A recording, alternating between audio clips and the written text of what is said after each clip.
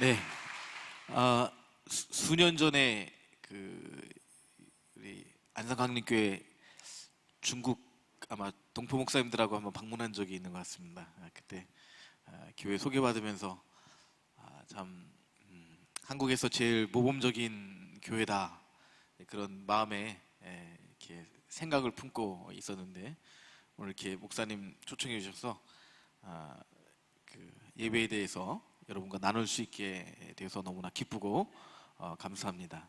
사실 오늘 강의는 사실 별 중요하지 않습니다. 왜냐하면 벌써 오늘 주일 예배를 1부, 2부, 3부, 4부 이렇게 직전까지 예배를 보셨으니까 예배를 하나님께 드리는 게 중요하죠.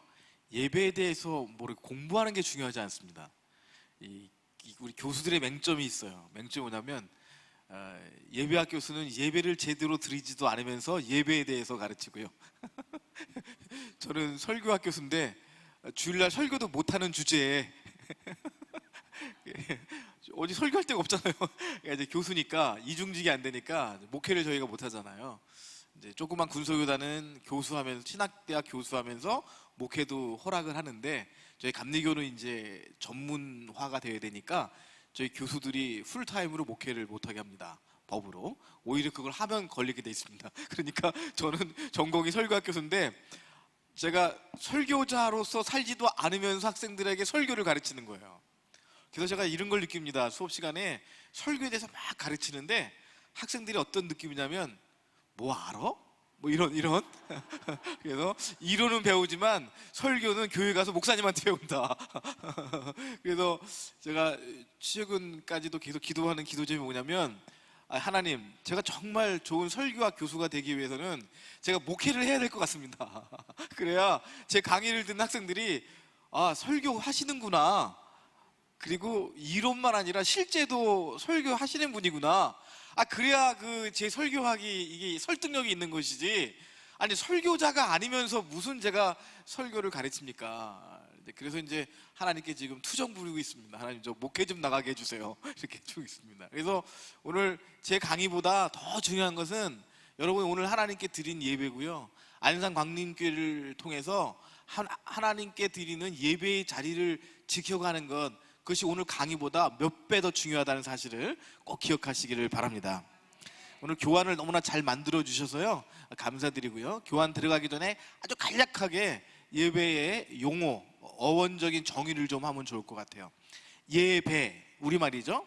근데 이 예배라는 말은 한자에서 온 말입니다. 아마 되게 신학적인 용어가 일본이나 중국에서 이렇게 들어온 거거든요. 예배라는 거, 예자는 예법할 때, 예도할 때 예자고요, 배자는 절하는 겁니다. 절. 그래서 유교적인 개념이에요. 예배라는 말은 어떤 개념이냐면 절하는 예법, 이런 의미입니다. 절하는 예법. 유교적인 냄새가 나죠. 유교적 냄새가 나죠. 또 불교도 이제 불공 드릴 때 절하는 게 우리 전통이고, 또 조상들에게 제사 드릴 때 다 절을 하잖아요. 그런 이제 분위기에서 하나님께도 그렇게 절하는 법도가 있는 것이다, 예도가 있는 것이다, 그런 의미에서 예배, 이런 이제 용어가 나온 것을 볼 수가 있습니다. 우리가 요즘 이제 설날이나 명절이 되면 이제 부모님께 인사도 하고 절도 해야 되는데, 부모 살아계신 부모님께요. 경우에 따라서 이제 뭐 전화로도 말씀드리고, 또 요즘 영상 통화가 되니까 영상으로 어머님 죄송해요, 아버님 죄송해요, 못 가서요, 내년엔 꼭 갈게요, 그렇게 하지만 정상적인 부모님께 부모님께 절하는 거는 직접 가서, 그 명절에 꼭 가잖아요, 시골에. 그래서 이제 걱정되고 염려되는 건 뭐냐고 하면, 온라인으로 예배 드리는 것이 마치 정상적인 예배처럼 사람들이 생각할까 봐 걱정이 되는 거예요. 저는 그 정상적인 게 아니거든요. 아주 특별한 상황 가운데서 어쩔 수 없이 지금 그렇게 못하니까 온라인 예배가 이제 이렇게 드리게 된 건데, 좀 이따 나오지만 사실은 정확하게 말하면 온라인 예배라는 건 없습니다. 용어가 잘못된 겁니다. 예배를 온라인으로 송출하는 것이지, 그렇죠? 송출하는 것이지 그게 예배가 될 수가 없습니다. 공식적인 예배는, 하나님이 정말 기뻐 받으신 예배는 개인 경건하고는 다른 거거든요. 예배는 하나님의 자녀들이 함께 모여서, 이스라엘 백성들이 혹은 예수 그리스도의 제자들이, 성령 받은 제자들이 함께 모여서 하나님께 예배 드리는 거거든요. 한번 생각해 보세요. 추석이 됐는데 지난번에 그랬습니다. 어쩌다 보니까 우리 누님도 못 왔어요. 내 동생도 못 왔어요. 바쁘다고.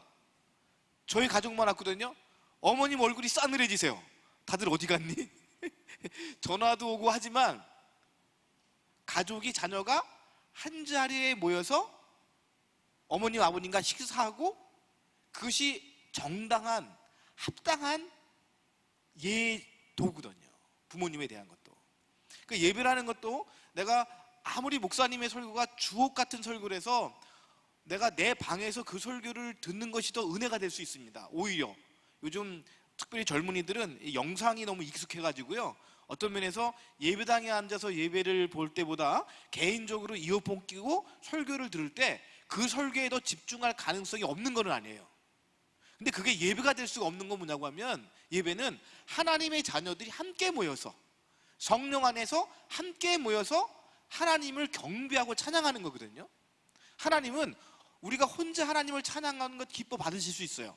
어쩔 수 없는 상황에서, 감옥에 갔다거나 도저히 예수 믿는 사람들이 없어가지고 저 이슬람 지역에서 선교사님 가정들이 그냥 선교사님 가정만 예배를 드린다거나, 그거는 하나님이 기뻐하세요.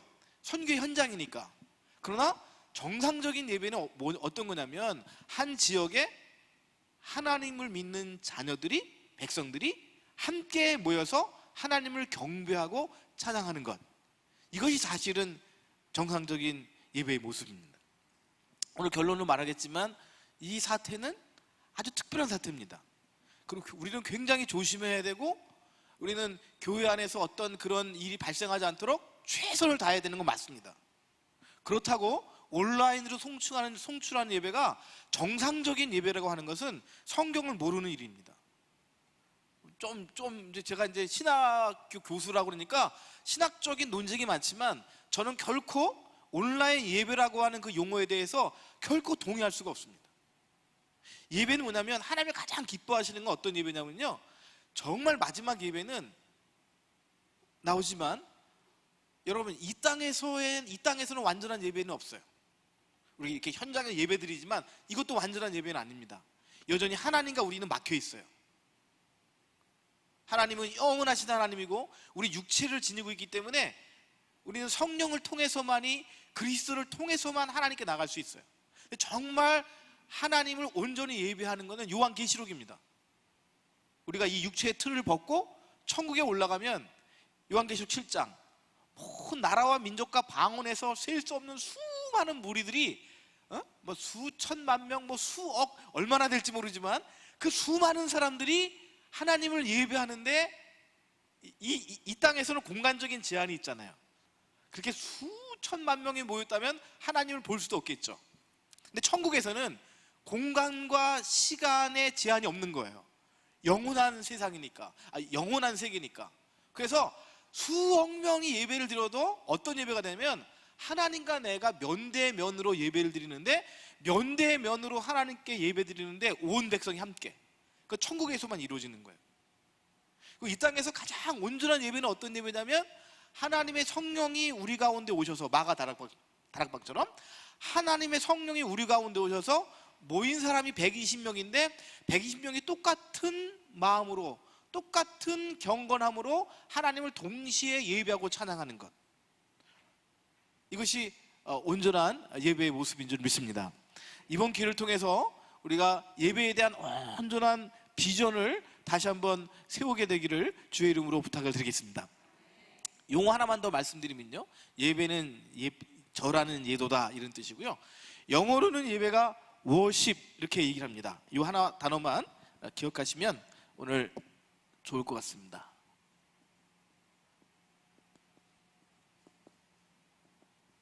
worship. 이 worship, 이 단어 어디서 온 단어냐면요, 영어에서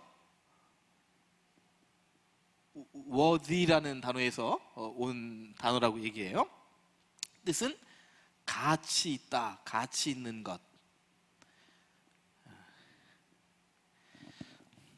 요즘은 제가 피자집에 잘 안 가고 뭐 피자도 뭐 그냥 집에서 주문해서 먹고 막 이러잖아요. 근데 제가 대학생 때인데 피자집에 갔더니 피자의 종류가 한 세 가지 등급이 있더라고요.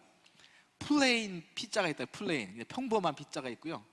그다음에 수프림 피자가 있더라고요. 그 수프림은 이제 플레인 그 치즈 위에다가 뭔가를 올려주는 거예요. 그래서 플레인이 있고 수퍼가 있어요.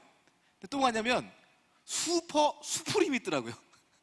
이거는 최상급. 최상급. 제가 그 그때 제 아내였는지 다른 여자였는지 모르겠는데 기억은 나지 않는데 기억은 나지 않는데 긴 것 같기도 하고 아닌 것 같기도 하고 인천에 어느 피자집을 갔습니다. 피자를 시키는데 잘 대접해야 되잖아요.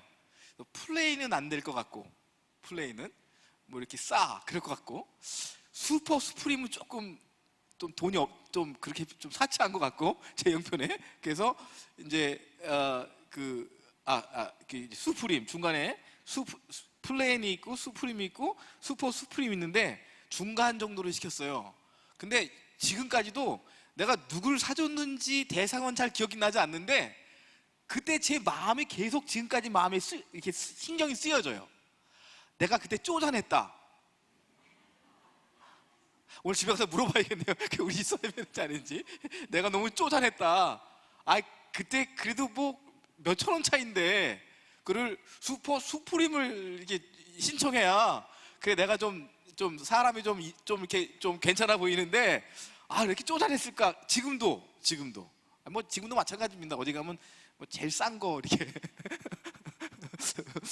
하는데 이번에도 자동차를 하나 사는데요.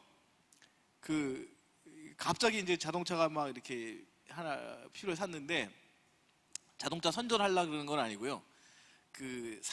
르노 삼성에서 나온 XM3라는 차가 있습니다. 즉 하얀 차 밖에 세우고 있는데요.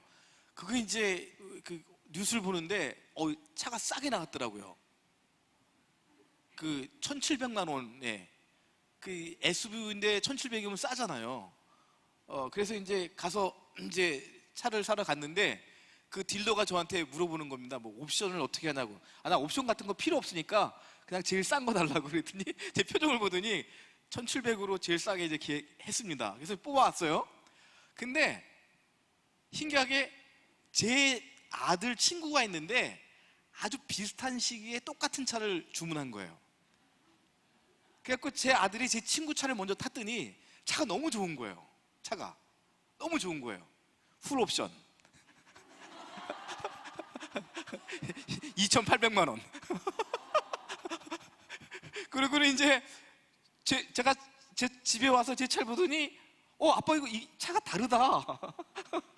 그러니 제 아들이 저한테 하는 말이 아유 아빠 이 차는 깡통차야. 그러니까 저처럼 이렇게 옵션 없는 거를 깡통차라 그러나 봐요 자기들이. 그래서 제가 왜 깡통차를 샀냐고. 그래서 야 깡통차면 어떠니 굴러가기만 하면 되지. 그러니 이게 후방 왜 주차할 때 후방 카메라가 나와야 되잖아요. 당연히 없죠. 그러니까 아빠 이 차 나는 못하겠다. 네가 이 차를 왜 타? 이게 내 차야. 근데 한 번은 어느 방송국에 갔는데요. 주차를 했어요 제가.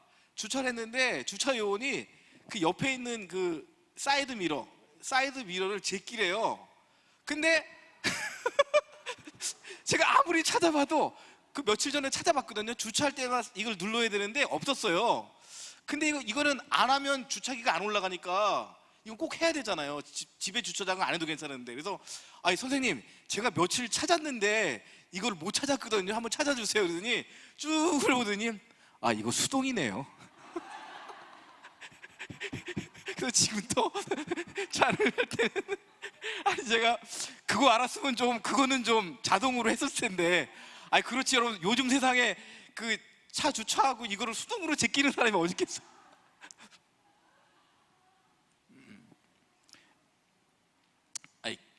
경제는 이제 저처럼 살아야 될지 모르겠습니다. 근데 이거는 하나님께 드리는 예배는 이렇게 드리면 안 된다는 거예요. 이 워십이라는 말이 무슨 뜻이냐면 깡통 예배는 안 된다는 거예요. 물론 이것은 뭐 외형적인 걸 말하지는 않아요. 결국 하나님이 가장 기뻐하시는 예배는 뭐냐면요, 우리의 몸을, 우리의 삶을 하나님께 드리는 겁니다. 왜 이 온라인 송출로 드리는 예배가 적절하지 않냐면요, 우리가 하나님께 예배 드리러 나왔을 때 하나님께 뭘 헌신하는 거냐면 우리의 몸을 하나님께 드린다는, 하나님의 임재 앞에 우리의 몸을 하나님께 헌신한다는 그런 의미가 있거든요. 근데 온라인으로 드리다 보면 나 혼자 있고, 여러분 제가 온라인 수업을 해보는데요, 이게 참 재밌어요. 어느 때는요 8시 밤에 수업을 해야 되는데 7시 50분이 된 거예요. 10분 남았잖아요. 그거 막 준비했는데 나중에 수업 끝나고 보니까 바지는 안 입었어. 그래서 제가 학교 가서 내가 지난주에 실수했다고, 큰일 날 뻔했다고, 나중에 보니까 밑에 적절한 바지를 안 입었다고 그랬더니 그 영어 가르치는 여자 교수님 있는데 그 교수님, 저는 매일 그렇게 수업해요. 어떻게 할 수가 없는 겁니다. 그냥 뭐 설거지 하다가 위에만 딱 걸치고 와서 예배 보는 거죠. 근데 교수는 카메라 앞에 서 있어야 되잖아요. 그나마 웃돌이라도 입잖아요. 제가 어떤 학생들과 모임에 갔는데 그 모임에서 학생이 온라인으로 수업을 듣는 걸 보고 충격을 받았어요. 뭐 설거지하고 그냥 틀어만 놓는 거예요. 형식적으로 틀어만 놓는 것이지 그 수업에 몰입하지 않아요. 그래서 제가 수업 들으셔야죠 하는 말이, 녹화됩니다. 나중에 녹화 또 보면 돼요. 이 몸이 더 중요한 거예요. 그래서 저희가 성적을 결정하는데요, 이번 학기는 이름이 A는 20%, B는 30% 이런 규정이 있잖아요. 교육부에서도 워낙 컨닝이 많으니까, 치팅이 많으니까 이번 학기는 성적을 그렇게 주지 말라는 거예요. 그래서 이번 학기는 다 절대평가입니다. 이게 뭐냐면 전부 다 100점을 줘도 상관없는 거예요. 교수 마음, 재량이에요. 너무 성적 편차를 많이 두지 말아라. 정상적인 수업은 아니었다는 거예요. 이 정상적인 수업은 아니었다고 우리가 인정하는 거예요. 아주 솔직하게. 물론 경우에 따라서는 수업을 더 열심히 하는 친구들이 있어요. 없는 건 아니에요. 경우에 따라서. 또 온라인 예배로 집에서 볼 때 정말 하나님이 받으실 만한 그런 예배를 드리는 사람이 전혀 없다고 볼 수는 없을 거예요. 이러면 내가 격리 상태에 있어요. 하나님에 나가고 싶어 나갈 수 없어요. 그럴 때 정말 안타까운 마음으로, 정말 회개하는 심정으로 예배드리면서 하나님의 성령을 충만히 받고 하나님의 말씀 가운데 깊이 빠지는 경우가 있잖아요. 없는 건 아니잖아요. 그런 특별한 경우가 있지만 일반적으로는 그렇지 않다는 거예요. 예배는 워십, 최고의 가치를 드리는 겁니다. 그래서 찬양팀도 한 10분, 20분 대충 이렇게 준비해서 하는 것 옳지 않아요. 제가 강의는 좀 자신이 있거든요. 강의는 특별히 필수 과목 20년 가르쳤거든요. 예배와 설교를 20년 가르치니까요, 이런 현상이 있습니다. 수업 준비를 안 해요. 그래서 강의실에 딱 들어가서 칠판 앞에서 펜만 딱 잡으면 20년 동안 쌓였던 강의가 컴퓨터 프로그램처럼 쫙 예화까지, 분위기 봐서 요 예화는 안 쓰는 게 좋겠다, 오늘 학생들은. 딱 잡히는 거예요. 얼마나 20년 동안 똑같은 강의를 가르치니까요. 근데 얼마 전에 이런 일이 있었습니다. 자신만만해서 수업 준비를 좀 소홀했어요. 수업 준비 철저히 하거든요. 그래도 수업 준비, 오늘 강의는 내가 매년 하던 그 파트니까 괜찮아. 그리고 강의를 하는데요, 컴퓨터가 안 돌아가는 거예요. 컴퓨터가. 분명히 어젯밤에 제가 다 실험해서 동영상을 올리고 동영상을 보여주고 동영상 어느 순간에 동영상 정지시키고 제가 설명해주고 그렇게 각본을 다 짰는데, 그 전날 밤에 오늘 하루 종일 분주하게 막 지내다가 30분 전에 컴퓨터 딱 앉아서 수업을 시작하는데 안 돌아가는 거예요. 그래서 제 마음속에 깨달은 게 있어요. 내가 지금 워십이 아니구나. 전 강의도 하나님께 드리는 예배로 제가 강의를 하는 거거든요. 야, 이거 오늘 워십이 아니구나. 내가 지식적으로는 준비됐어도 마음으로 기도하면서 1시간 전부터 이 강의의 학생을 위해서, 오늘 강의를 위해서 하나님께 기도하지 않았더니 하나님께서 그렇게 잘 돌아가던 컴퓨터를 정지시키시는구나. 그래서 제가 이제 광고했습니다. 학생 여러분, 죄송해요. 오늘은 이 동영상을 봐야만 수업이 되는데, 설교자 분석이니까요, 목사님들 설교를 이제 분석해 주는 건데 동영상이 안 들어가니 어떻게 수업을 할 수 있겠어요. 죄송합니다. 동영상은 제가 올려줄 테니까 각자 보시고 2페이지짜리 감상문을 써 주시면 되겠습니다. 그러니까 애들이 막 싫어하는 분위기가 역력한 거죠. 아니, 자기가 할 일을 왜 우리를 시켜? 근데 놀라운 일이 일어났어요. 제가 순간 회개했거든요. 하나님, 다음부터는 강의 전에 1시간 이상은 마음으로 준비하겠습니다. 오늘 하나님 죄송합니다. 그렇게 회개하는 마음으로, 여러분 죄송해요. 그 얘기는 안 하고요, 제가. 그 얘기는 안 하고 여러분 죄송해요. 그러면서 아무래도 어제 분명히 점검했는데 안 들어가는 거 보니까 오늘 수업 못할 것 같아요. 그러니까 이렇게 하세요 하고 광고를 하고 다시 한번 그 동영상 키를 눌렀는데 돌아가는 거예요. 따라합시다. 회개하면 역사하신다. 그 순간에 회개하니까 그 동영상이 돌아가는 거예요. 할렐루야. 그래서 좀 버벅댔지만 수업을 무사히 마칠 수 있어요. 교회는 온라인으로 예배를 송출할 때 이전보다 더 힘들어요. 저도 온라인 강의해 보니까 3배, 4배 힘들어요. 준비하는 게 너무너무 힘들어요.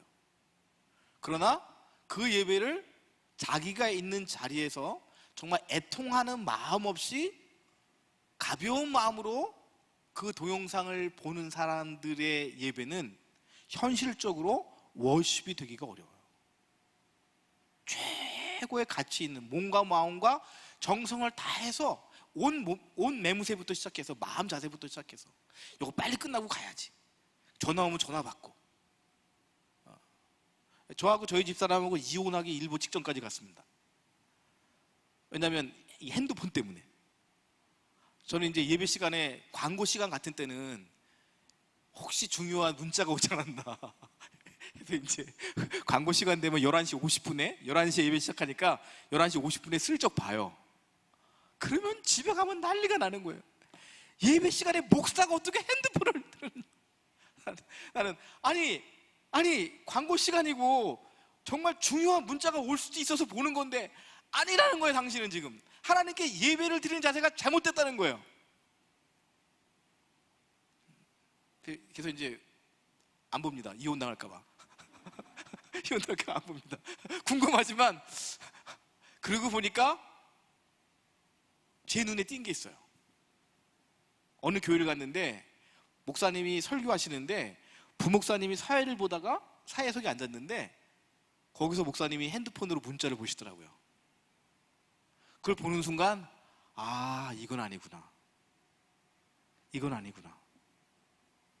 제가 할 때는 별로 항상 자기는 합리화가 되잖아요. 급한 일이 있으니까 갑자기 어느 교회에서 무슨 전화가 오면 어떡해. 근데 여러분, 예배자는 강단에 올라와서 사회하거나 설교하는 목사님만 예배자가 아니잖아요. 제가 회정석에 앉아있지만 저도 예배자잖아요. 근데 그 예배자가 핸드폰을 본다? 공동체가 예배 드릴 때는 그 질서가 있고 하나됨의 예배를 해야 되기 때문에 쉽게 핸드폰을 열고 문자 보내지 못합니다. 근데 요즘 젊은 사람들은 멀티 기능이 가능해서요. 한꺼번에 3개를 하거든요. 그러니까 온라인으로 설교 들으면서 뭐 먹으면서 문자하는 거. 이거는 워십이 아니죠. 몸과 마음을 정성을 다해서 하나님께 집중하는 게 아니죠. 네, 그러면 이제 개념은 좀 정리가 됐고요. 강의안을 보시면 되겠습니다. 강의안은 천천히 제가 중요한 부분만 말씀을 드리면 되겠습니다. 먼저 예배의 신학적 근거인데요. 이쪽에 예배는요, 하나님의 요청이에요. 하나님의 요청. 1번 하나님의 요청. 하나님은 끊임없이 우리를 통해서 예배를 받기를 기뻐하세요. 그리고 우주 만물을 창조하신 이유가 예배 받으시기 위해서. 그래서 자연 만물이 다 하나님을 예배하고 찬양하죠. 근데 하나님께서 가장 기뻐하시는 예배는 하나님의 형상을 지닌 하나님의 자녀들이 하나님을 찬양하고 예배하는 것. 그걸 하나님이 가장 기뻐하시는 거예요. 만물이 하나님을 찬양해도 하나님의 자녀된 자가 하나님을 찬양하지 않으면 하나님은 기쁨이 없으신 거예요. 예배는 하나님 입장에서 보면 기쁨이거든요. 기쁨. 사실 우리가 예배 형식에 함몰되다 보면 하나님 입장에서 예배를 생각하지 못할 때가 있어요. 하나님 입장에서 가장 그 예배의 핵심이 뭐냐면 하나님이 보시기에 좋은 거예요. 하나님께서 우주 만물을 만드시면서 보시기에 좋았더라, 보시기에 좋았더라 하셨잖아요. 특별히 사람을 만드신 후에는 심히 좋았더라, 너무너무 좋으신 거거든요. 그래서 우리를 바라보시면서 우리가 하나님을 찬양하고 예배하고 하나님을 인정하는 것, 하나님이 가장 기뻐하시는 일이에요.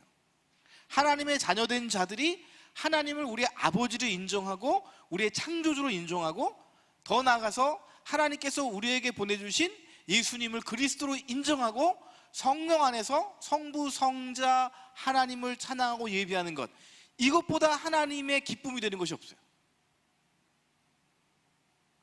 그래서 예배는 하나님의 요청이고 하나님의 명령일 뿐만 아니라 인간이 할 수 있는 최고의 가치 있는 일이에요. 우리가 할 수 있는 가치 있는 일이 많잖아요. 봉사하고 가난한 사람들을 돕고 뭐 여러 가지 가치 있는 일, 심지어는 돈을 많이 버는 것도 가치 있는 일이고요. 왜? 가치 있는데 그 돈을 쓰면 되니까요. 그렇죠? 우리가 정말 의미 있고 보람된 일이 너무 많잖아요. 그런데 이 세상에서 인간으로 태어나서 가장 복되고 기쁘고 감사하고 가치 있는, 정말 우리에게도 가치 있는 일이 뭐냐고 하면 우리를 창조하신 그리고 우리를 구속하신 하나님과 예수 그리스도를 찬양하고 경배하는 것. 근데 그것이 개인적으로 하나님 하는 것이 아니라 하나님의 백성이 함께 모여서 그 하나님을 인정하고 찬양하고 경배하는 것. 그래서 하나님의 요청이기도 하지만 우리에게 있어서 가장 큰 기쁨이 된다, 가장 가치 있는 일이 된다 하는 것입니다.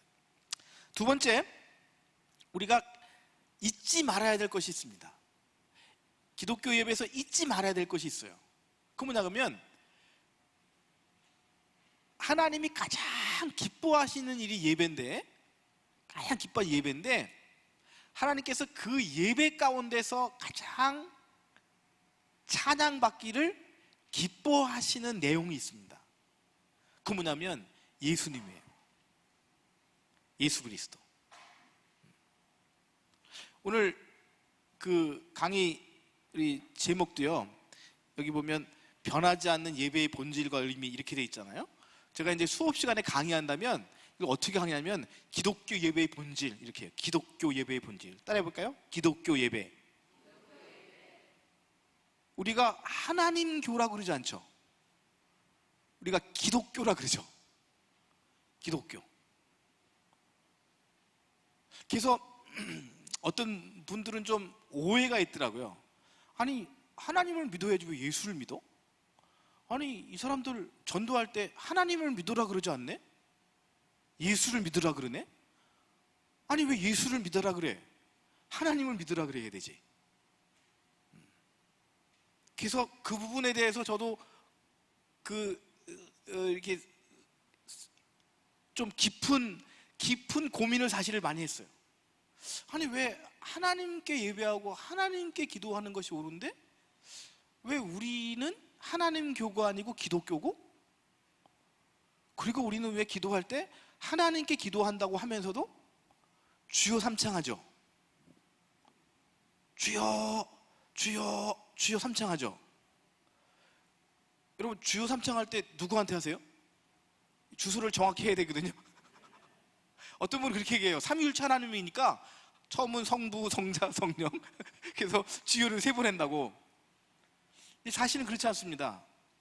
구약 성경에는 하나님, 창조주 하나님을 주님으로 불렀어요. 그런데 신약 성서에 넘어오면서 예수님이 십자가를 지시고 부활하신 이후에 하나님께 올려드렸던 그 주님, 큐리오스, 더 로드, 그 주님의 칭호를 누구에게 붙이게 됐냐면 예수님께 붙이게 됐어요. 이거 굉장히 어려울 수도 있고 깊은 신학적인 고민과 내용일 수 있는데, 이런 겁니다. 정리하다 보면 하나님께서 제게 주신 지식과 깨달음 이런 거였어요. 제가 하나님께 물었거든요. 신학적인 고민이 될 때, 안 풀릴 때는 무릎 꿇고 기도해요. 하나님, 이거 좀 정리해 주세요. 내 정돈이 안 됩니다. 이렇게 정돈해 주시더라고요, 하나님이. 나는 성부 하나님으로서 나는 내 아들 예수 그리스도를 인정하는 자를 내가 인정해. 그리고 내 아들 예수를 그리스도로 믿는 자를 나는 구원해. 나는 나를 사랑한다고 하는 사람보다 내 아들 예수를 사랑하는 자를 사랑해. 하나님, 그게 무슨 말씀이세요? 하나님은 뭐 배알도 없으세요? 왜냐면 어느 날 밤에 제가 아주 그냥 아주 심각한 고민에 빠졌었어요. 왜냐면 금요초라회 때 기도를 하는데, 하나님을 보고 열심히 이렇게 성전을 보고 아버지 하나님 기도하는데, 갑자기 예배당 저 뒤에서, 요만한 사이즈의 예배당이었는데요, 저 뒤에서 어떤 분이 저를 이렇게 기분 나쁘게 째려보시는 거예요. 이렇게 끼고요. 그런 느낌이 있으시잖아요. 안 보여도 보이는 거, 느낌상 누가 나를 쳐다보고 있네? 그래서 기도하다가, 앞을 보고 기도하다가 뒤를 돌아서 보니까 저 뒤에서, 이상한 신비적인 얘기니까 어디 가서 얘기하지 마세요. 제가 이단될 수 있습니다. 저 뒤에서 정말 예수님이 팔짱을 끼고 저를 이렇게 째려보시는 거예요. 밤 12시에. 아니, 집에 가야 되는데, 아이들하고 우리 집사람이 차에서 기다리는데, 금요초라 끝나고 집에 12시가 넘었는데 예수님이 쳐다보시니까, 왜 그러십니까? 물었어요. 했더니 이런 말씀이세요. 아니, 정작 너를 위해서 죽고 너를 구원한 건 난데 너는 왜 맨날 하나님 아버지께만 기도하냐? 그럼 나는 뭐냐? 예수님 그 일리가 있으시네요. 그래서 하나님께 말씀드렸어요. 하나님, 잠깐만 기다리세요.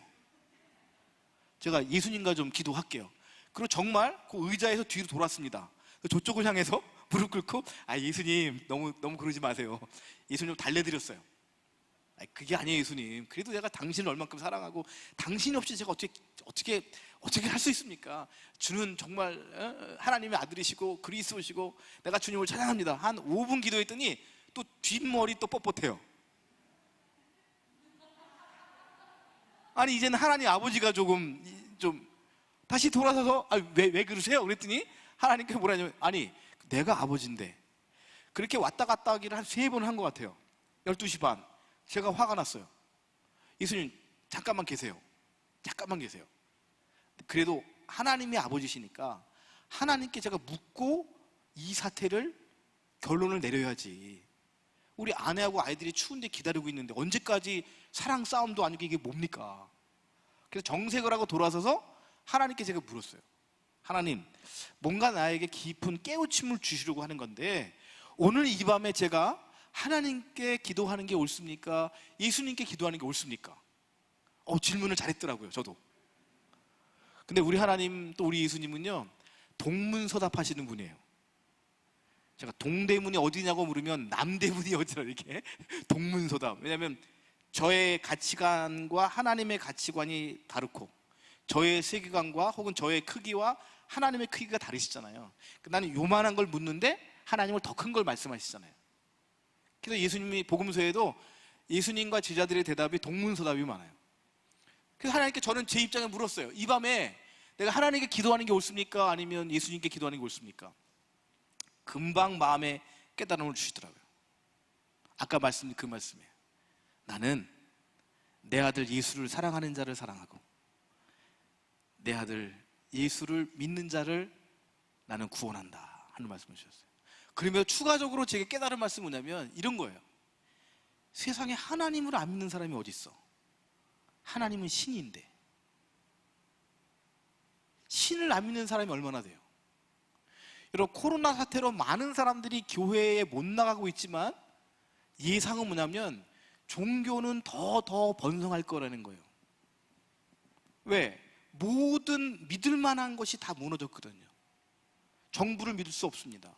군사력도 믿을 수 없습니다. 돈도 믿을 수 없습니다. 내가 쌓아놨던 무슨 재산 어느 날 하루아침에 다 날아갈 수도 있습니다. 경제가 지금 우리가 돈 위에 돈을 쌓고 있는 거잖아요. 말도 안 되는 일이 일어나고 있는 거잖아요. 2억짜리 아파트가 4억이 되고 그 4억짜리가 6억이 되고 그런 이상한 현상 가운데 있는 거잖아요. 이게 한 번만 무너지면 내가 가졌던 10억짜리 아파트가 그냥 경매로 넘어가기에 뭐 당연한 시기가 올 수도 있는 상황 가운데 있어요. 그래서 겉으로는 사람들이 교회를 멀리하고 하나님을 멀리하는 것 같지만 심정적으로는 다 하나님을 찾고 있어요. 하나님 아니면 살 수 없는 상황이 점점 벌어지는 거예요. 하나님을 믿지 않으려는 사람은 없습니다. 절대자를 의지하지 않으려는 분은 하나도 없어요, 사실은.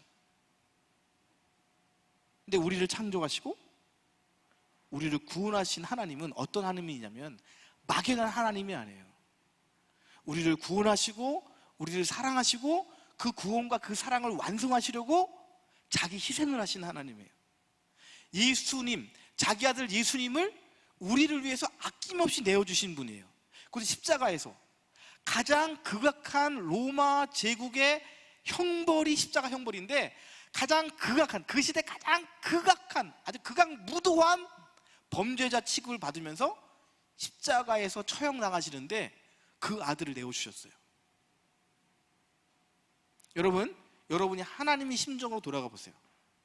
여러분이 그렇게 내 아들, 내 자녀를 내어주었어요. 내 아들을 무시해요. 내 아들을 인정하지 않아요. 그렇게 보내줬는데 그 사랑과 그 언약을 믿지 않아요. 그건 단순히 예수님을 믿지 않는 게 아니에요. 단순히 예수님을 거부하는 게 아니에요. 무엇을 거부하는, 누구를 거부하는 거예요? 하나님의 언약과 하나님의 사랑을 거부하는 거예요. 그래서 이 성경의 말씀이 맞더라고요. 구약 성경은 오실 메시아를 우리에게 소개한 것이고 신약 성경은 오신 메시아를 소개하는 거예요.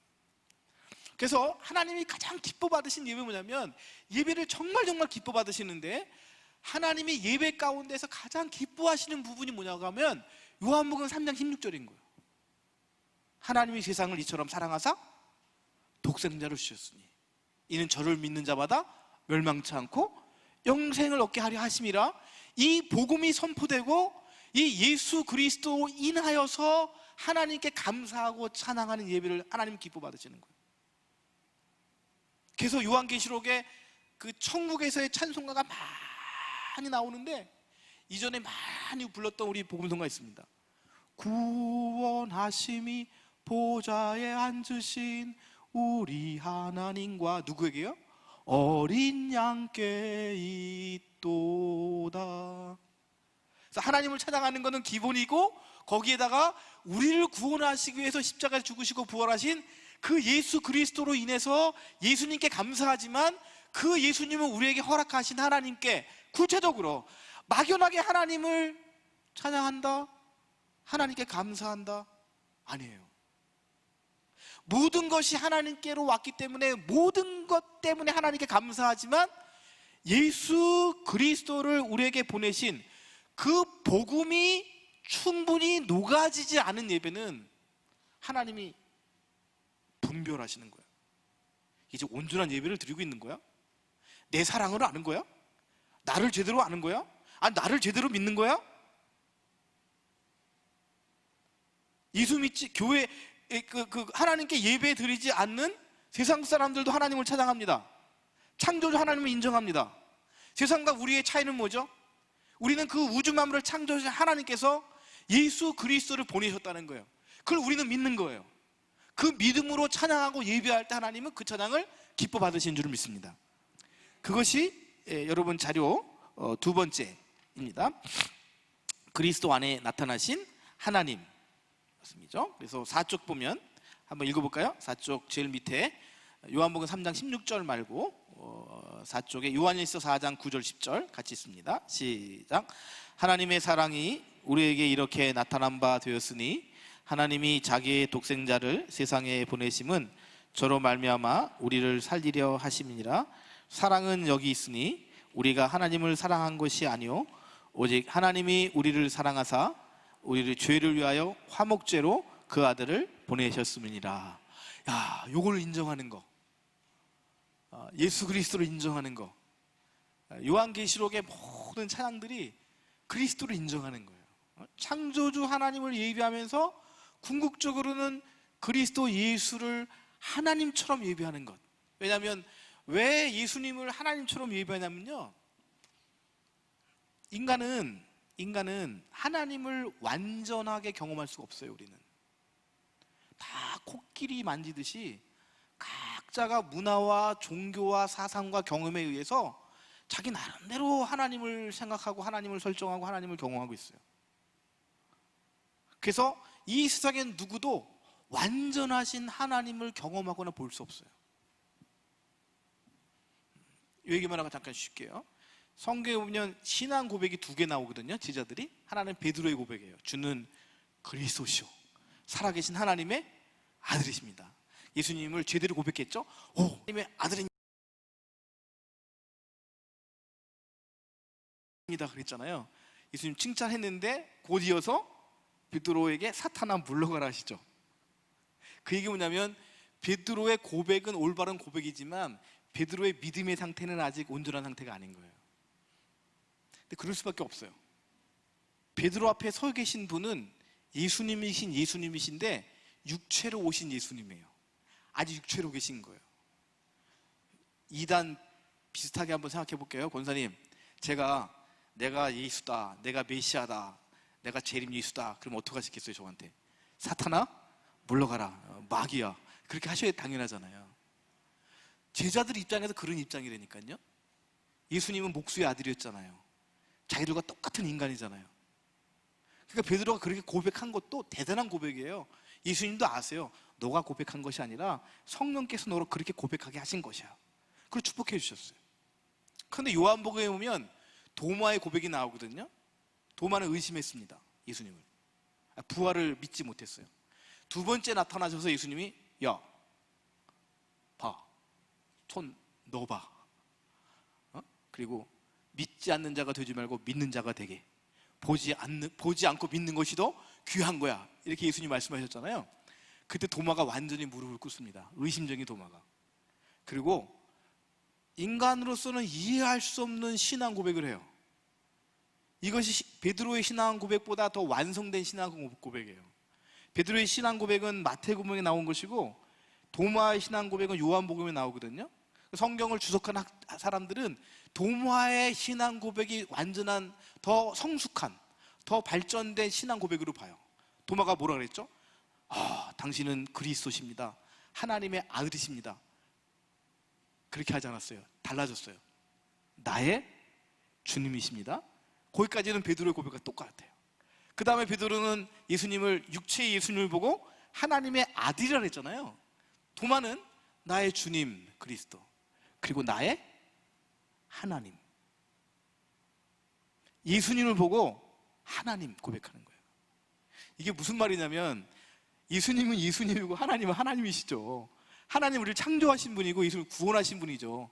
다른 인격체시죠. 근데 이게 어떤 경험이 되냐면 간혹 이런 현상이 없는 것은 아니에요. 오늘 우리 사회에서도 이런 거면요, 우리 이제 민 목사님이 주일날 설교하시거나 은혜롭게 기도하실 때 이런 거 혹시 느끼신 거 있어요? 예수님이 말씀하신다, 주님이 말씀하신다. 그래서 이제 감리교회 이용도 목사님이 이단이 된 이유가, 그게 이단 시비가 걸린 게 어느 분한테 굉장한 은혜를 받으니까 그분을 향해서 나의 주님 이렇게 얘기한 거예요. 그래서 그게 빌미가 돼갖고, 아니 사람한테 어떻게 주님으로 말하냐, 그래서 이제 이단 시비가 붙은 거거든요. 근데 그 상황을 이해해보면 그분을 통해서 완전한 하나님의 말씀, 예수님의 말씀을 경험하니까 사실 그 사람은 사람인데 그 사람 속에 있는 예수님 때문에 주님 이렇게 얘기한 거예요. 이해가 되시죠? 그러니까 베드로가 예수님을 향해서 나의 주님일 뿐만 아니라 나의 하나님 이렇게 말한 것은 와, 이제 하나님을 봤다, 이제 내가 정말 하나님을 만났다, 이제 완전하신 하나님의 계시가 내게 임했다. 그게 누구신 거예요? 예수님. 따라합시다. 나를 본 자가 아버지를 본 것이고 나를 믿는 자가 아버지를 믿는 것이다. 그러니까 우리가 예배하면서 예수님 찬양을 많이 하잖아요. 예수님 하나님처럼 경배하잖아요. 그게 하나님이 너무너무 기뻐하시는 거예요. 왜? 그렇게 예수님을 온전하게 만난 사람이 그 예수님 안에서 누구를 만나게 되는 거죠? 창조주 하나님. 그 하나님 볼 수가 없다니까요. 그분은 영원하신 분이고 시간과 공간의 제약을 받지 않으시는 분인데 개미와 벌레와 뭐 아베마 무슨 세포도 못 되를 우리 인간 존재가 그 영원하신 하나님을 어떻게 안다고 말할 수 있겠어요? 어떻게 보았다고 말할 수 있겠어요? 우리가 그 하나님을 인정하고 바라보는 가장 유일한 길은 누구를 만나는 거예요? 예수님을 만나는 거예요. 할렐루야. 한 5분만 쉬도록 하겠습니다. 토요일, 수, 금, 주일, 이 3일이 공동체가 예배를 드리는 날로 정한 거예요. 그러니까 주일은 온 성도가 함께 모이는 것이고, 그래서 금요일은 이전에 우리가 이제 금요철에 있기 때문에 속회로 많이 모였잖아요. 금요일은 이제 속회로 모이는 것이고, 수요일은 한 번 더 가급적 모든 분들이 나와서 성경 공부하는 것. 이게 이제 우연하게 생긴 것이 아니라 초대교회부터 이렇게 있었다는 거죠. 이래야 우리가 세상의 파도에 쓸려가지 아니하고 교회를 지키면서 우리의 가정을 지키면서 신앙생활을 해갈 수 있다 하는 거죠. 걱정되는 게 뭔가요? 내 자식 주일 한 번 예배 드리는 것도 힘들어. 오늘도 예배 끝나고 어느 장모님 네가 맛있는 점심을 사주시겠다고 말씀하시는데, 아닙니다, 저희는 집에 가야 됩니다. 우리 애들이 아직도 자고 있습니다. 깨워서 2시 예배 보내야 됩니다. 그 깨워야만 예배를 보내는 거. 11조? 말로는 한다는데 안 하는 것 같아. 거짓말하는 것 같아. 통장 조율할 수도 없고. 이게 왜 이렇게 됐냐면요, 주일 성수 이렇게 해버리니까, 주일 한 번만 1시간 예배 드리면 된다고 생각하니까, 일주일이 몇 시간인데요, 7일 곱하기 24인데 그 중에 한 번 예배로 우리가 세상을 이길 수 없잖아요. 그래서 코로나 사태뿐만 아니라 우리 청소년과 청년들, 어린이들이 일요일 한 번만 교회에 오는 이 습관과 이런 현상이 일어났을 때 우리는 끊임없이 주중에도 아이들을 깨우고 접촉할 수 있는 그런 창구들을 만들어야 되는 줄을 믿습니다. 그렇지 않으면 잃어버려요. 저는 뭐 정말 좀 녹음 안 되실 건데, 저는 우리 집에서 정말 개 무시당하고 삽니다. 카톡방이 있어요. 카톡방이, 가족 카톡방. 그러면 이제 아침에 한번 말씀 묵상 넣고, 오전 9시, 12시, 오후 3시, 이 3번이 이제 초대교회 때부터 사도들이 기도하던 시간이거든요. 주기도문으로 기도하라고 9시다, 12시다, 3시다 이렇게 시간을 보내요. 아무도 응답하지 않습니다. 제가 기도 문자 보내는 게 한 카톡방에 20개인데 아무도 응답하지 않는 방은 우리 가족방입니다. 어느 날 제가 정말 뚜껑이 열린 적이 있어요. 그러니까 새벽에 잠을 자는데 우리 집사람 핸드폰이 까똑 하고 소리가 나는 거죠. 그래서 이 새벽에 누가 보내나. 그래서 그냥 무의식적으로 이제 누구야 하고 열어봤는데, 우리 교회 어느 장로님이 이제 아침마다 묵상을 보내시는 거예요. 아침에 우리 장로님이 뭐 그냥 장로님 나름대로 이게 묵상을 만들어서 이제 지인들에게 보내시는데, 저희 집사람도 그 카톡방의 멤버시더라고요. 근데 딱 봤는데 그 앞에 그 댓글을 쭉 보는데요, 매일 새벽마다 우리 집사람이 할렐루야 아멘을 댓글을 다는 거예요. 죄송해요, 제가 보기에 그 묵상의 내용은 허접한데, 저는 일어나서 30분 1시간 열심히 시편을 묵상해서 우리 카톡방에 올리는데 아무도 응답을 하지 않는데 우리 집사람은 한 번도 아멘 한 적이 없습니다. 근데 그 장로님의, 죄송해요, 그 허접한 그 묵상에는 아침마다 춤을 추고 있어요. 그 제가 약간 흥분해갖고 낮에 깨워가지고, 너 뭐야? 그러면 안 돼. 너 뭐야? 나를 그렇게 개무시해도 돼? 내가 지금 3년 동안 보내는데 한 번도 아멘 하지 않는데, 아니 아침마다 장모님하고 잘 논다. 그 장모님 저 되게 좋아하시는 장모님인데, 그 장모님에 대해 화가 나는 게 아니라 우리 집사람에 대해 화가 나는 거예요. 그리고 제가 카톡 나갔어요. 화가 나갖고. 그때 우리 아들이 다시 집어넣더라고. 아빠, 감정 죽이세요. 아무튼 그래도 뭘 심어주고 싶은 거냐면 하루 3번 기도해야 된다. 지금 모르지만 네 인생에 위기가 왔을 때 너는 기도의 필요성을 깨닫게 될 것이다. 그래서 사실 지금도 어려움이 있을 때마다 저한테 얘기하지 않습니다. 근데 우리 집사람한테는 엄마 꼭 기도해 주셔요. 엄마가 기도해 주셔야 돼요. 그래서 기도의 중요성 정도는 우리 아이들이 알고 있는 거죠. 그래서 학생들이, 우리 청년들이 뭐 기분이 나쁘거나 뭐 저도 뭐 스토커처럼 뭐 보내는 게 뭐냐면 이렇게 해야 된다는 걸 그냥 가르치는 거예요.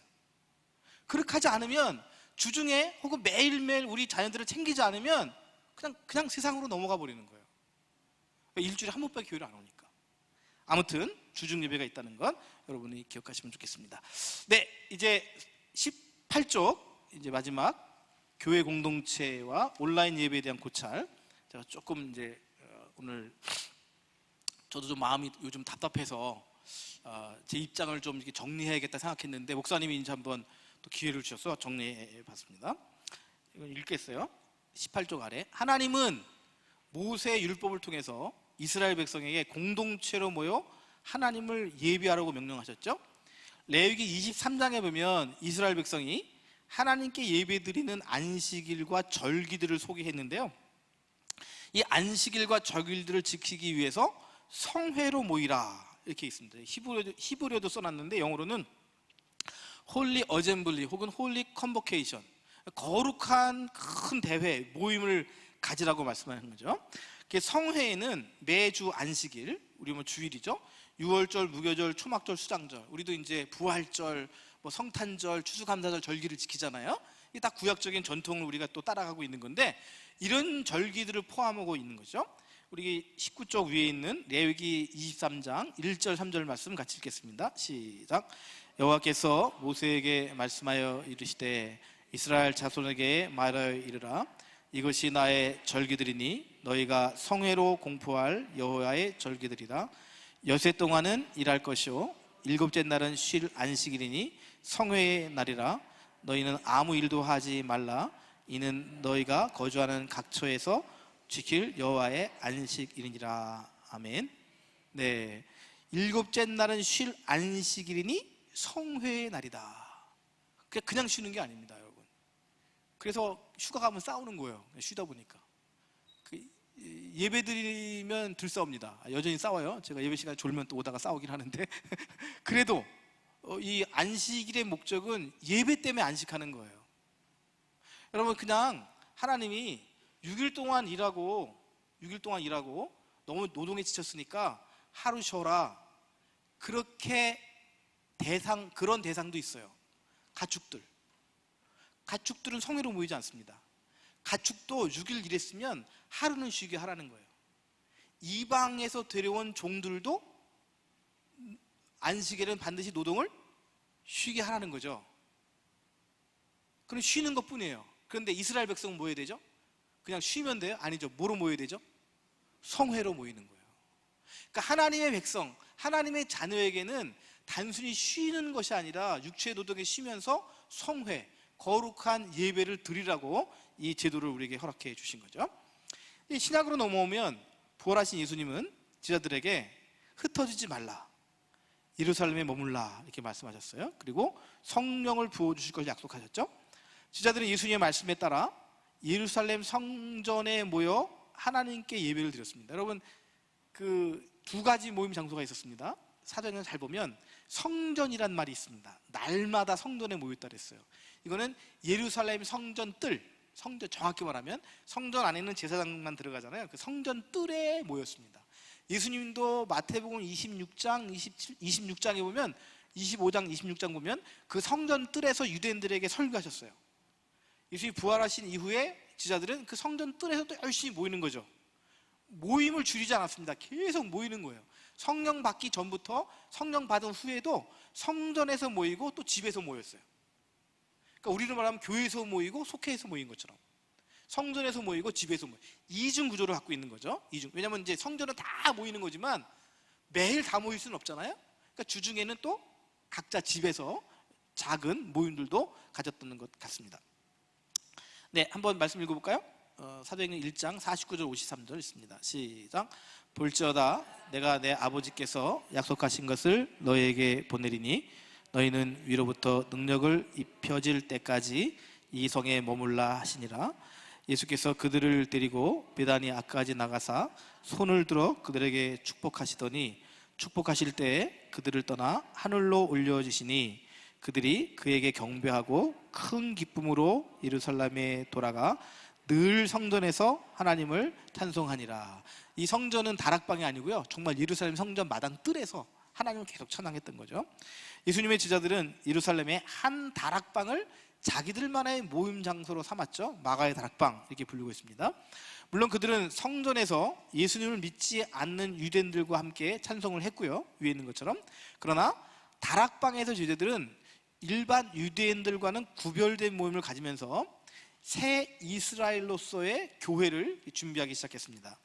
우리 한번 사도행전 1장 12절 14절 같이 읽을까요? 시작. 그들이 감난원이라 하는 산으로부터 예루살렘에 돌아오니 이 산은 예루살렘에서 가까워 안식일에 가기 알맞은 길이라. 들어가 그들이 유하는 다락방으로 올라가니 베드로, 요한, 야고보, 안드레와 필립, 도마와 바돌로메, 마테와 및 알페오의 아들 야고보, 셀롯인 시몬, 야고보의 아들 유다가 다 거기 있어 유다들과 예수의 어머니 마리아와 예수의 아우들과 더불어 마음을 같이하여 오로지 기도에 힘쓰더라. 그래서 다락방에 모여서 열심히 성령이 오시기까지 기도했던 것을 볼 수가 있습니다. 그랬더니 예수님의 약속대로 제자들은 이 다락방에서 성령의 충만함을 받았습니다. 그리고 성령의 말하게 하심에 따라서 복음을 증거하게 되었습니다. 예수 그리스도는 성령을 받은 제자들이 이제는 그리스도의 몸인 교회를 이루고 우리처럼 교회를 형성하고 세상에서 빛과 소금의 역할을 감당하셨죠. 잘하는 말씀 2장 1절 4절 또 있습니다. 시작. 오순절날이 이미 이름에 그들이 다 같이 한 곳에 모였더니 후련히 하늘로부터 급하고 강한 바람 같은 소리가 있어 그들이 앉은 온 집에 가득하며 마치 불의 혀처럼 갈라지는 것들이 그들에게 보여 각 사람 위에 하나씩 임하여 있더니 그들이 다 성령의 충만함을 받고 성령이 말하게 하심에 따라 다른 언어들로 말하기를 시작하니라. 이렇게 해서요, 제자들은 예루살렘 성전에서도 모이고요, 핍박이 있기 전에 나중에 성전에 못 가게 되죠. 다락방에서 떡을 떼며 교제를 나누고, 특별히 중요한 거는 가난한 사람들을 성실히 구제했어요. 이 초대교회 특징입니다. 가난한 사람들을 성실히 구제했어요. 예루살렘 모든 백성이 제자들을 칭찬하게 되었고 예수님은 교회에 구원받은 자들을 매일 새로 보내주셨다 하는 거죠. 또 2장 46절 47절 같이 있습니다. 시작. 날마다 마음을 같이하여 성전에 모이기를 힘쓰고 집에서 떡을 떼며 기쁨과 순전한 마음으로 음식을 먹고 하나님을 찬미하며 또 온 백성에게 친송을 받으니 주께서 구원받은 사람을 날마다 더하게 하시니라. 그래서 교회는 이제 새 이스라엘이 되었습니다. 성령을 받은 지체들이 모여서 하나님을 예배하는 새 이스라엘 언약 공동체가 되었습니다. 마지막 때 사탄의 전략은 뭐냐? 이 교회를 해체시키는 거예요. 교회를 해체시키는 거예요. 여러분, 아무리 믿음이 좋은 사람도요 1년만 신앙 공동체에서 멀어지잖아요. 신앙이 변질됩니다. 변형돼요. 그래서 사람은 홀로 독처하는 것이 하나님 보시기에 안 좋은 거예요. 홀로 있는 것이 아주 이상한 괴물이 될 수 있어요. 가끔 그런 사람 만나거든요. 신학교에 입학했는데 괴물이 입학했어요. 괴물이 어떤 교수님의 얘기도 안 들어요. 그다음에 교회도 제대로 나가는 교회가 없어요. 이 교회도 나가봤고 이 교회도 나가봤고 이 교회도 나가봤고 공동체 안에서 적절한 훈련과 치리를 받지 못하면요 교회물이 돼요. 자기가 하나님의 예수님의 모든 것을 판단하고 모든 것을 정죄하고. 가끔 그런 분들이 들어오시더라고요. 그거 잡는데 굉장히 오랜 시간이 걸려요. 결국 졸업을 못하거나 졸업해도 목사가 될 수가 없습니다. 왜? 공동체에서 받기 어려운 사람이 돼요. 뭐 그런 사람 있는가 하면 아예 신앙을 잃어버린 사람도 굉장히 많습니다. 공동체가 없다는 것은. 그래서 마지막 때의 사탄의 전략은 교회를 해체시키는 건데요, 교회가 모임을 갖지 못하게 하고 개인적인, 굉장히 위험한 겁니다. 그 다음에 개인적인 영성이 신앙의 최고의 가치인 것처럼 호도해서 막 금식합니다. 뭐 성경도 막 몇 번 통독했다 그러고요. 뭐 신비한 얘기 엄청 경험이 많고요. 뭐 자기가 귀신을 봤다 그러고요. 막 내쫓는다 그러고요. 처음엔 그래. 그런데 지나가 보면 이 사람 아니다. 잘못된 사람이다. 우리 느끼게 되는 거거든요. 그래서 그렇게 됨으로써 그리스도의 몸된 공동체의 교회의 기능을 마비시키는 결과를 초래해요. 가끔 교회에 이제 그런 분들이 오게 되면 처음에 몰랐다가 나중에 이제 드러나게 되면 교회에 굉장히 어려움을 주는 사람이 돼요. 능력이 있고 신비 있고 신비 체험도 있고 뭐 은사도 있고 예언도 하고 하는데 오늘 지금 제가 말씀드린 예배 중심이 아니라 뭔가 이상한 신비주의가 들어온 겁니다. 그 참 위험한 이단들이 그렇게 생겨나는 거예요. 그런 사람들이 힘을 형성하면 또 하나의 이단 세력이 되는 건데 교회 안에는 끊임없이 그런 사람들이 들어오게 돼 있어요. 그래서 히브리서 기자는요, 이런 사탄의 전략을 깨기 위해서 마지막 때에 교회가 더욱 모이는 일에 집중할 것을 권면합니다. 예수 그리스도 안에서 공동체를 강화하고 하나님을 예배하고 이웃을 섬길 것을 강조하죠. 하나님을 예배하고 이웃을 섬겨라. 하나님 사랑, 이웃 사랑, 모이는 것을 폐하지 말고. 히브리서 10장 23절에서 25절 같이 있습니다. 시작. 또 약속하신 이는 미쁘시니 우리가 믿는 도리의 소망을 움직이지 말며 굳게 잡고 서로 돌아보아 사랑과 선행을 격려하며 모이기를 폐하는 어떤 사람들의 습관과 같이 하지 말고 오직 권하여 그날이 가까움을 볼수록 더욱 그리하자. 여기 보면 제일 위에 우리가 믿는 도리의 소망을 움직이지 말고, 우리가 믿는 도리가 뭐죠? 예수 그리스도, 복음. 복음의 소망을 흔들리지 말고, 그리고 열심히 모이고, 그리고 어려운 사람들을 열심히 구제하고 선행을 베풀어라. 주님이 가까울수록, 종말이 가까울수록 더욱더욱 이 일에 매진해야 된다 하는 것입니다. 22쪽 넘어갈까요? 그 다음 장. 이제 예수님은요, 예수님 말씀 가운데 개인의 영성을 굉장히 중요하게 여기시는 말씀이 있습니다. 그 골방에 들어가서 은밀히 기도해라 이렇게 가르치신 것이죠. 마태복음 6장 5절 6절 한번 읽어볼까요? 시작. 또 너희는 기도할 때 외식하는 자와 같이 하지 말라. 그들은 사람에게 보이려고 회당과 큰 거리 어귀에 서서 기도하기를 좋아하니라.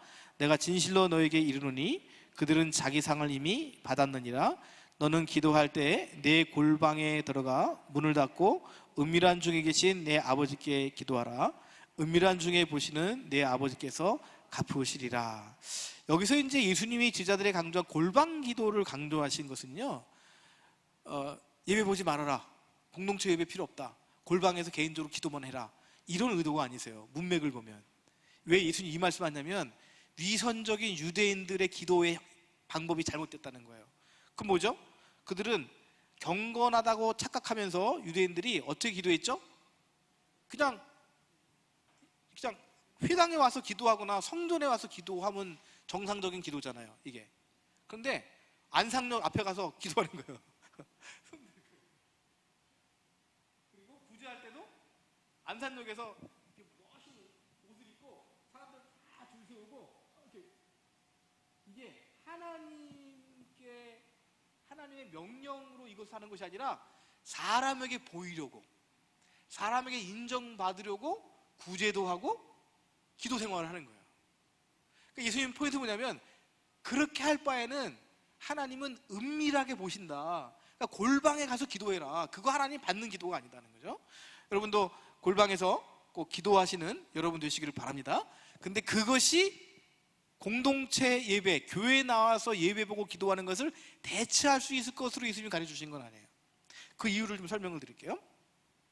예수님은 이러한 위선적인 기도는 하나님이 받지 않으신다고 가르치시고요, 사거리 복판에서 사람들에게 보이려고 기도하지 말고 차라리 골방에 들어가 하나님이 보시는 진실한 기도를 하라고 하신 것입니다. 예수님이 개인의 영성과 경건 생활을 강조하셨다고 예수님께서 교회와 교회의 공동체성을 부인하신 것은 결코 아닙니다. 23쪽 골방 기도를 강조하신 예수님은 기도의 모범으로 제자들에게 마태복음 6장에서 주기도문을 주셨죠. 근데 이 주기도문의 내용을 보면요, 주기도문은 결코 개인 기도가 아니에요. 주기도문은 결코 개인 기도가 아닙니다. 한번 읽어볼까요? 9절에서 13절 시작. 그러므로 너희는 이렇게 기도하라.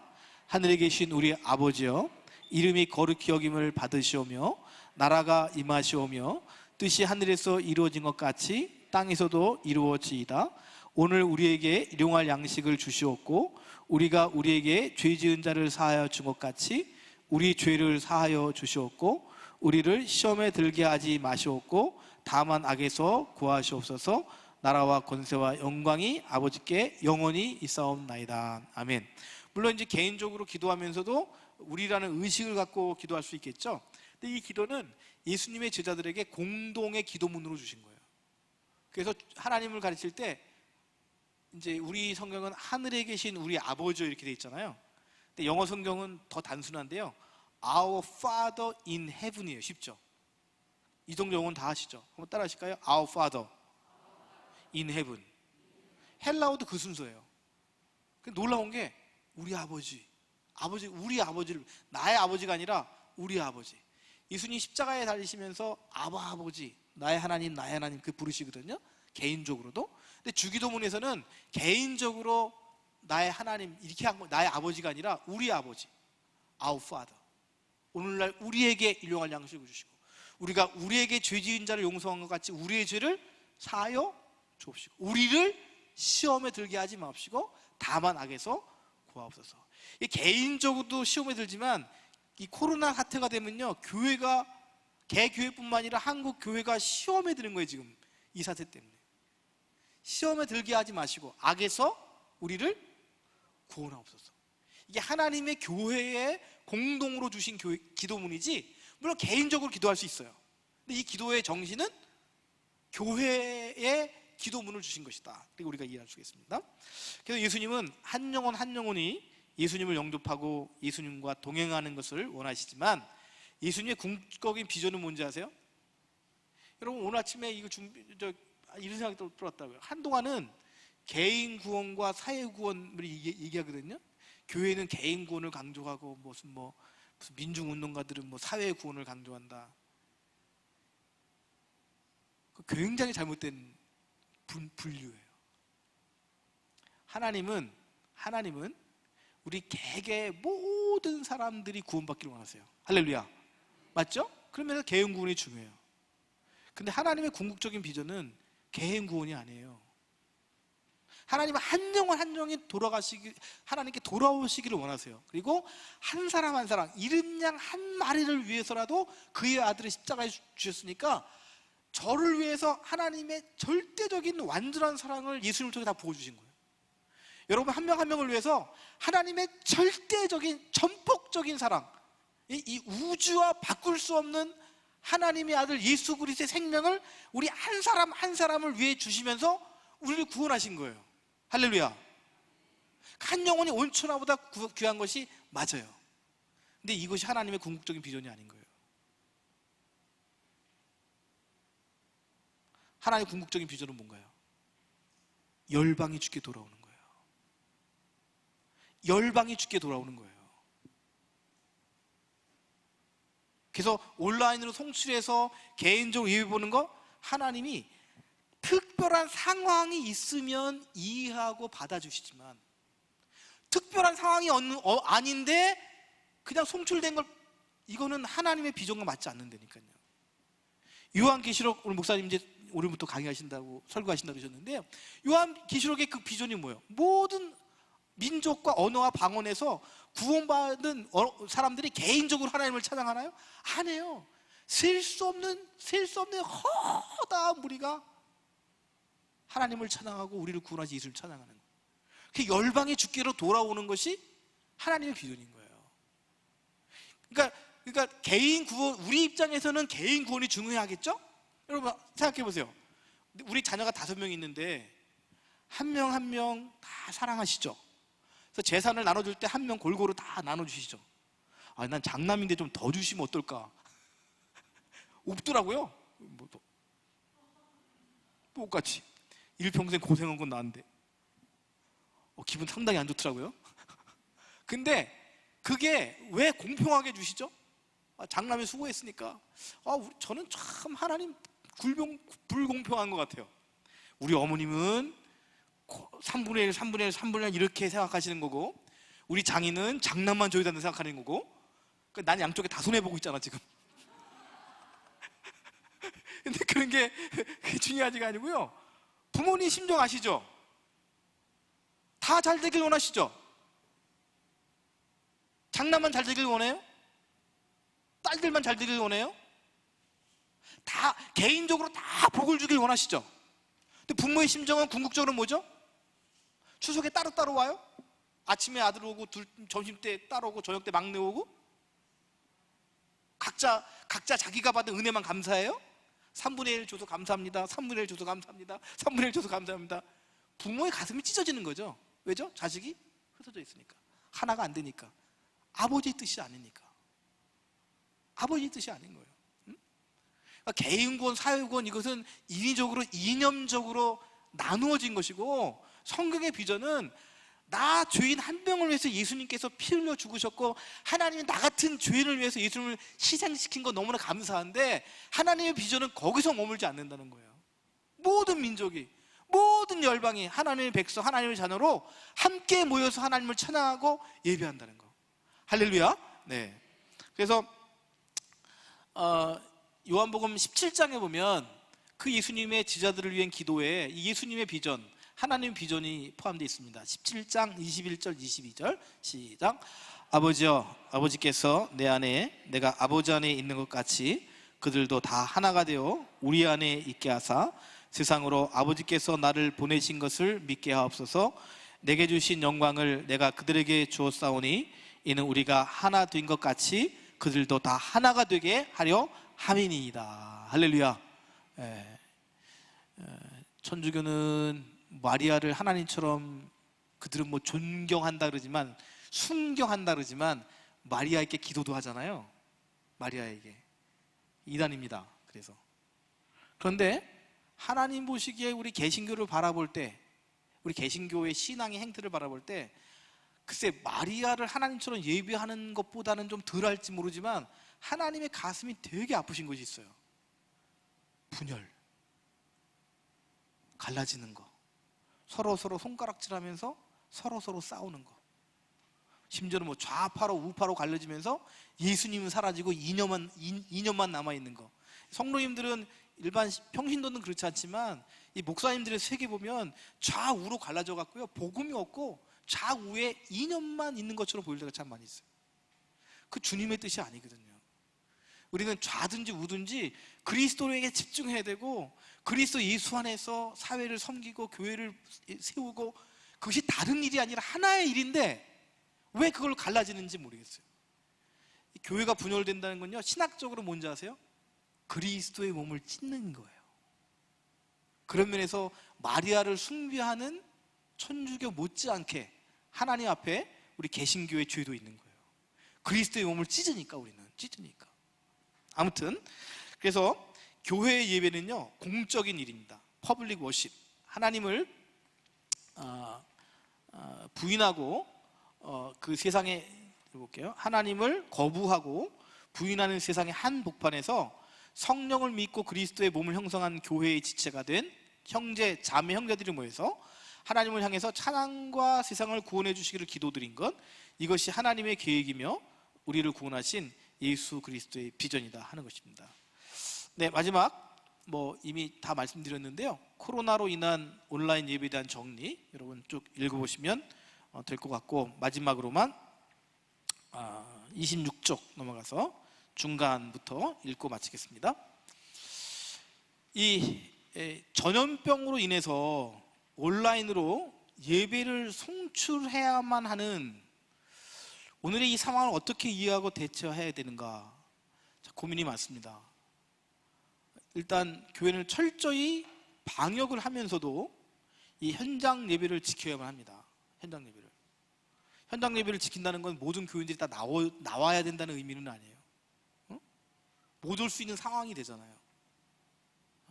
여러분 일제 때나 혹은 그 6.25 전쟁 때 이제 일제 순사들이 오고 그다음에 공산당들이 와서 예배 자는자들 다 순교하러 할 때 목사님이 성도들한테 다 나오세요. 그 얘기 뭐죠? 다 와서 죽으세요라는 소리잖아요. 그렇게 못해요. 목사님들이 그렇게 할 수가 없는 거예요. 그것도 하나님 뜻도 아니라고요. 순교는 하나님이 선택한 사람만 하는 것이 아무나 하는 게 아니거든요. 그러니까 이제 분별을 참 잘해야 되는 거잖아요. 어떤 것이 하나님의 뜻인가? 그런데 교회는 어떤 상황이 오더라도 이 현장 예배를 지켜야 되는 거예요. 그게 교회가 존재하는 이유거든요. 세상을 향해서, 코로나 사태를 향해서, 세상을 향해서 우리가 선포하는 겁니다. 하나님이 살아계십니다. 예수 그리스도 은혜가 있습니다. 듣든지 아니 듣든지 선포하는 거예요. 하나님 성령을 통해서 세상에 선포하게 하시는 거죠. 그래서 만일 이제 전염병이 창궐해서 아무도 현장 예배에 오지 않는 상황이라면 죄송해요. 우리 목사님들만이라도 이 예배와 시간과 장소를 지켜야 돼요. 그것이 교회가 존재하는 이유니까요. 그러니까 천주교는 조금 쉬워요, 이것이. 왜냐하면 천주교는 신자들이 와서 예배 드리는 것 그렇게 중요하게 여기지 않습니다. 누가 미사만 잘 지내면 되죠? 사제들이. 이게 중세 때는 떡과 포도주를 주지도 않았어요. 오고 안 오고가 중요하지 않아요. 그냥 성당 안에서 사제들이 하나님께 예수님을 피와 살을 내서 제사 드리는 그 제사 자체가 중요한 거니까 회중이 많이 오는 것 상관하지 않았어요, 중세 때. 그러니까 천주교는 지금도 그런 상황이기 때문에 오지 마세요. 사제끼리 주일 미사하면 끝. 근데 개신교 신학은 그게 아니거든요. 성도 가운데 목사도 포함되어 있는 거거든요. 천국 가면 목사 자리가 따로 있는 게 아니잖아요. 하나님께서 목사님들에게 은사를 주셔서 설교할 수 있고 교회를 치리하는 은사를 주신 것이지 우리는 특별한 존재들이 아니거든요, 천주교처럼. 천주교는 신자들은 그렇게 중요하지가 않아요. 성직자가 중요한 거예요. 성직자만 미사 드리면 드리는 거예요. 근데 개신교는 그렇지 않습니다. 개신교는 그럼에도 불구하고 목사님들은 이 자리를 지키는 거예요. 그러니까 여러분 목사님들의 그 심정을 좀 이해해 주셨으면 좋겠어요. 간혹 아니 왜 목사님이 이렇게 예배를 강조하실까 그럴 수 있잖아요. 목사님 저한테 이 얘기 하라 그러고 절대로 안 해요. 아까 5분 전에 했어. 5분 전에 사전에 뭐 얘기할 것도 없었어요. 근데 목사님들이 그 심정을 이해해 달라는 거죠. 이거는 지켜야 되는 거예요. 사실은 목사님 입장에서는, 특히 담임 목사님들 입장에서는 정말 순교의 마음이 없잖아 있는 거예요. 예배를 폐한다는 거는 목사님 혼자라도 예배를 드려야 되는 거예요. 최후에는 그런 이제 어떤 우리가 좀 각오를 가져야 되는 거죠. 그러면서 마지막 질문 여러분에게 드리고 오늘 강의를 마치려고 해요. 근데 왜 하나님은 그 예배를 기뻐하시면서도 우리에게 이 어려운 상황을 허락하시나? 하나님 허락하시는 거거든요. 왜 이것을 우리에게 허락하시나? 한국교회 전 세계에서 가장 충성되고 가장 정말 선교에 열정을 다했고 지금도 미국 교회 교세나 한국 교회 교세를 비교해 볼 때 우리가 뭐 4분의 1도 안 될 거예요. 인구와 작으니까 재정도 그렇고요. 근데 미국에서 보내는 선교사 이상으로 한국 교회가 선교사를 보냈잖아요. 중국을 깨웠잖아요, 우리가요. 조선족 목사님들과 제가 계속 교제하는데 인정해요. 중국 교회를 깨운 건 한국 교회다. 중국 교회가 조선족을 깨웠고 그 조선족 목사님들을 통해서 한족이 깨어났다. 지금은 감당할 수 없는, 중국 정부가 감당할 수 없는 중국 교회가 세워진 거예요. 할렐루야. 그러니까 우리 한국 교회가 깨운 거거든요. 80년대. 할렐루야. 근데 왜 하나님은 우리에게 이걸 허락하실까? 왜 세상 사람들로 하여금 신천지 비슷하게 우리를 바라보게 하실까? 그렇게 우리를 취급하는 언론이 밉긴 하지만 하나님 막으실 수도 있는데 왜 이러실까? 고민을 안 할 수가 없어요. 고민을. 그래서 이사야 1장 말씀 쭉 제가 읽었습니다. 같이 한번 읽고 오늘 강의를 마치도록 하겠습니다. 11절에서 18절까지입니다. 시작. 여호와께서 말씀하시되 너의 무수한 재물이 내게 무엇이 유익하뇨? 나는 수양의 번제와 살진 짐승의 기름에 배불렀고 나는 수송아지나 어린 양이나 수염소의 피를 기뻐하지 않으노라. 너희가 내 앞에 보이러 오니 이것을 누가 너에게 요구하였느냐? 내 마당만 밟을 뿐이니라. 헛된 재물을 다시 가져오지 말라. 분향은 내가 가증히 여기는 바요 월삭과 안식일과 대회로 모이는 것도 그러하니 성회와 아울러 악을 행하는 것을 내가 견디지 못하겠노라. 내 마음이 너희의 월삭과 정한 절기를 싫어하나니 그것이 내게 무거운 짐이라. 내가 지기에 곤비하였느니라. 너희가 손을 펼 때에 내가 내 눈을 너희에게서 가리고 너희가 많이 기도할지라도 내가 듣지 아니하리니 이는 너희의 손에 피가 가득함이라. 너희는 스스로 씻으며 스스로 깨끗하게 하여 내 목전에서 너희 악한 행실을 버리고 악행을 그치고 선행을 배우며 정의를 구하며 학대받는 자를 도와주며 고아와 위하여 신원하며 가부를 위하여 변호하라 하셨느니라. 여호와께서 말씀하시되 오라 우리가 서로 변론하자. 너희의 죄가 주홍 같을지라도 눈과 같이 희어질 것이요 진홍과 같이 붉을지라도 양털같이 희게 되리라. 아멘. 이사야서의 시작은 하나님께서 제사를 거절하신다 시작했어요. 그런데 중간에 예수님에 대한 예언도 있고 여러 가지 예언의 말씀이 있고 오늘 제가 여기 실지 못했지만 이사야 65장 66장에 가면 새하늘과 새 땅을 예언해요. 그리고 온 열방이 하나님을 예배하는 것으로 이사야의 비전이 정리가 됩니다. 그러니까 요거만 싫으니까 또 오해하시면 안 돼요.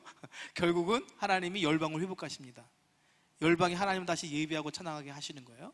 근데 지금 한국교회 상황이 이사야 65장, 66장의 상황은 아닌 것 같아요. 이사야 1장, 2장의 상황이라고 우리가 겸손히 주님의 말씀, 예언의 말씀을 들을 필요가 있을 것 같아요. 제가 아침 하나님 주신 말씀이고요. 너는 배불렀잖아. 그게 그렇게 부담스러워? 너는 매일 월급 받잖아. 그 학생은 자녀가 끼니를 거르고 있어. 우연히 들었어요. 우연히 그 아빠인데 저녁밥을 했는데 반찬은 아무것도 못 만들었다는 거예요. 저녁 반찬이 없는 거예요.